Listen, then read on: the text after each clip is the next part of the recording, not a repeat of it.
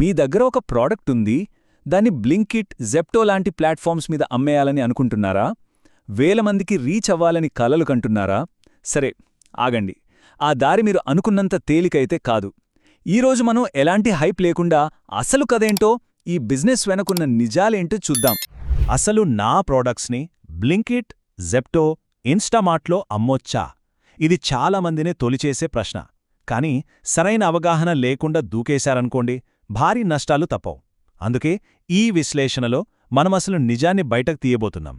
సరే, అసలు విషయానికి వెళ్లే ముందు అందర్లో ఉన్న ఒక పెద్ద అపోహని పగలగొట్టాలి. చాలామంది ఏమనుకుంటారంటే, ఇదొక అమెజాన్ లాంటిది, ఎవరైనా ఓ సెల్లర్ అకౌంట్ క్రియేట్ చేసుకుని అమ్మేయచ్చు అని. కానీ అస్సలు కాదు. నిజం అది కానే కాదు. సో మనం మొదటగా ఛేదించబోయేది ఈ మార్కెట్ ప్లేస్ అనే అపోహనే. ఎందుకంటే ఈ ప్లాట్ఫామ్లో పనిచేసే విధానం దానికి పూర్తి ఆపోజిట్. మరి ఆ అసలు బిజినెస్ మోడల్ ఏంటో ఇప్పుడే చూద్దాం. చూడండి, ఈ రెండు మోడల్స్ మధ్య తేడాలోనే మొత్తం కథ ఉంది. అమెజాన్ లాంటి ఓపెన్ మార్కెట్ ప్లేస్లో అమ్మేవాళ్లు మీరే. కానీ బ్లింకిట్, జెప్టో లాంటి quick commerce platforms dark store మోడల్లో పనిచేస్తాయి. అంటే ఏంటి? వాళ్లే డైరెక్ట్గా మీ దగ్గర్నుంచి సరుకుకుంటారు, వాళ్ల సొంత గిడ్డంగుల్లో పెట్టుకుంటారు, అక్కడ నుంచి అమ్ముతారు. ఒక్క ముక్కలో చెప్పాలంటే వాళ్ళు మార్కెట్ ప్లేస్ కాదు, వాళ్లే ఒక పెద్ద దుకాణం, ఒక పెద్ద రిటైలర్ అన్నమాట. అసలు 10 నిమిషాల్లో డెలివరీ ఎలా సాధ్యమనుకుంటున్నారు? సమాధానం ఇదే, ఈ డార్క్ స్టోర్ మోడల్. స్టాక్ అంతా వాళ్ల చేతుల్లో, వాళ్ల కంట్రోల్లో ఉంటుంది కాబట్టి అది సాధ్యం. అందుకే వాళ్లతో మన సంబంధం ఒక మామూలు మార్కెట్ ప్లేస్లో ఉన్నట్టుగా అస్సలుండదు. ఇది వేరే గేమ్. సరే, వాళ్ళు రీటైలర్ అని అర్థమైంది. మరి వాళ్లకు మన ప్రాడక్ట్స్ అమ్మడమెలా? దీనికి కేవలం 3 దారులు మాత్రమే ఉన్నాయి. అవి కూడా అందరికీ తెరిచి ఉండవు, చాలా పరిమితమైనవి. ఏంటా దారులు? చూద్దాం రండి. మొదటిది, ఇది అఫీషియల్ రూట్. మీకంటూ ఒక సొంత బ్రాండుంది, పక్కా ప్యాకేజింగ్, జీఎస్టీ, ఎఫ్ఎస్ఎస్ఐ లాంటి లైసెన్సులన్నీ ఉన్నాయనుకోండి. అప్పుడు మీరు వాళ్ల వెబ్సైట్కెళ్ళి పార్ట్నర్ ఫామ్ నింపొచ్చు. మీ ప్రొడక్ట్కి డిమాండ్ ఉందని, వాళ్లకి ధర నచ్చితే అప్రూవ్ చేస్తారు. తర్వాత మీకు పర్చేజ్ ఆర్డర్ అంటే పీఓ పంపుతారు. ఆ తర్వాత మీరు సరుకు వాళ్ల గిడ్డంగికి పంపాలి. ఇదనమాట ప్రాసెస్. కానీ ఆగండి, ప్రాసెస్ సింపుల్గా అనిపించొచ్చు, కానీ రియాలిటీ చాలా కఠినం. ప్యాకేజింగ్ కొంచెం అటు ఇటైనా వెంటనే రిజెక్ట్. సరుకు పంపడంలో ఒక్కరోజు ఆలస్యమైనా రిజెక్ట్. లూజ్గా పంపితే అసలు మాటలే లేవు, ఆటోమేటిక్గా రిజెక్ట్. ఎందుకంటే ఇది కార్పొరేట్ సప్లై గేమ్. ఇక్కడ ప్రొఫెషనలిజం ముఖ్యం. ఇక రెండో దారి డిస్ట్రిబ్యూటర్గా లేదా హోల్సేలర్గా మారడం. ఇక్కడ మీరు కొత్తగా ఏమీ తయారు చెయ్యక్కర్లేదు. మార్కెట్లో ఆల్రెడీ ఉన్న పాపులర్ ఎఫ్ఎంజీజీ, కిరాణా, స్నాక్స్ లాంటి ప్రొడక్ట్స్ని వీళ్లకి సప్లై చేస్తారన్నమాట. కానీ ఒక్క విషయం గుర్తుపెట్టుకోండి, ఇక్కడ లాభం అంటే మార్జిన్ చాలా తక్కువ, జస్ట్ 3-8%. అందుకే ఇది పూర్తిగా వాల్యూమ్ గేమ్. అంటే ఎంత ఎక్కువ అమ్మితే అంత లాభం. ఇక మూడోది, ఇది చాలా అరుదు, అసలు దీన్ని ఒక దారిగా కూడా లెక్కేయొద్దు. అప్పుడప్పుడు కొన్ని పెద్ద సిటీస్లో కొన్ని ఏరియాల్లో ఉన్న లోకల్ షాపులతో టైఅప్ పెట్టుకుంటారు. కాని ఇది ఎక్కడో ఒకచోట జరుగుతుంది.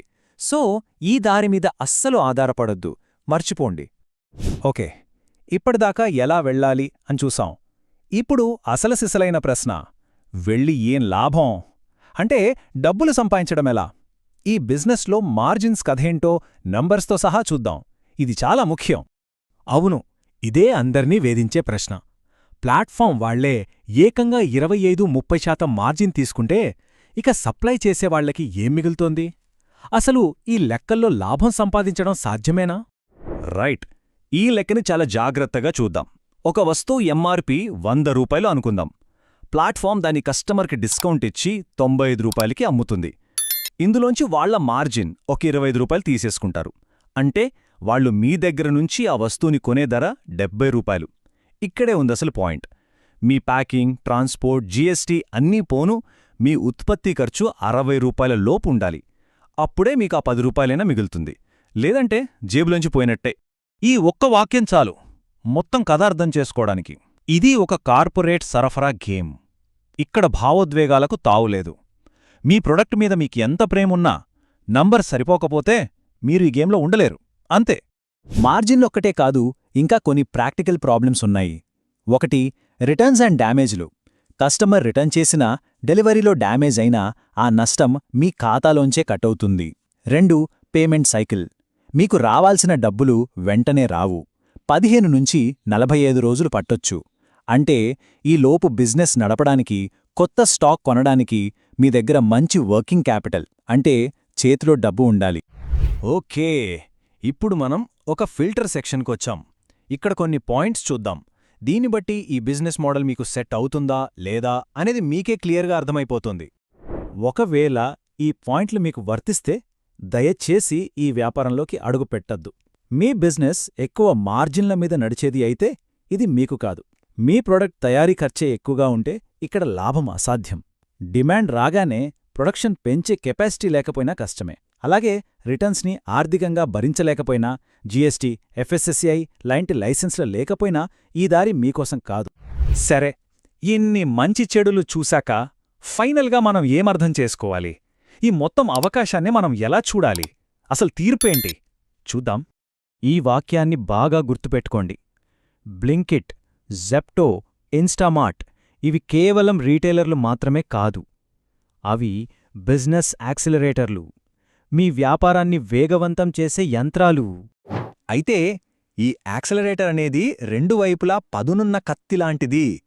మీ ప్రాడక్ట్ ఎకనామిక్స్ అంటే మీ మార్జిన్లు, ఖర్చులు అన్నీ పక్కాగా బలంగా ఉన్నాయనుకోండి, అప్పుడవి మీ బిజినెస్ని రాకెట్ స్పీడ్తో పైకి తీసుకెళ్తాయి.